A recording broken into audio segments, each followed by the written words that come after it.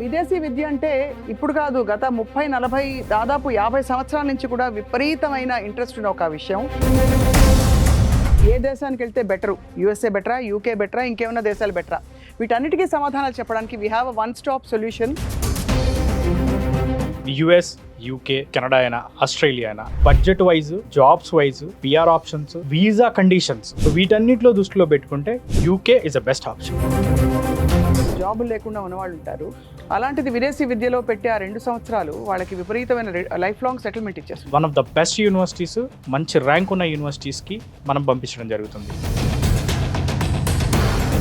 ఒకటి 1 year master programme ఉంటుంది, 2 years master programme ఉంటుంది. యూకేలో ఉండే కోర్సెస్ అండి అన్ని స్టెమ్ కోర్సులా లేకపోతే ఐటీ, హోటల్ మేనేజ్మెంట్, ఎంబీఏస్కి, బీఫార్మసీలు కానివ్వండి, ఫిజియోథెరపీలు కానివ్వండి, వీటన్నిటికి UK is a multiple sector. యూకేలో మనకి 10 లక్షల మాస్టర్స్ కంప్లీట్ చేసాం. పౌండ్లా రూపీసా? రూపాయలు. ఇంతమందికి వాళ్ళ జాబ్లు ఇస్తూ పోతే మరి వాళ్ళ స్టాఫింగ్ ఫుల్ అయిపోతుంది కదా. ఇప్పుడు నెక్స్ట్ ఇయర్ నేను ఏం చదవాలి ఏంటి అని ఆలోచిస్తున్నాను, మిమ్మల్ని అప్రోచ్ చేయాలి. నెక్స్ట్ ఏం చేస్తారు మీరు అసలు?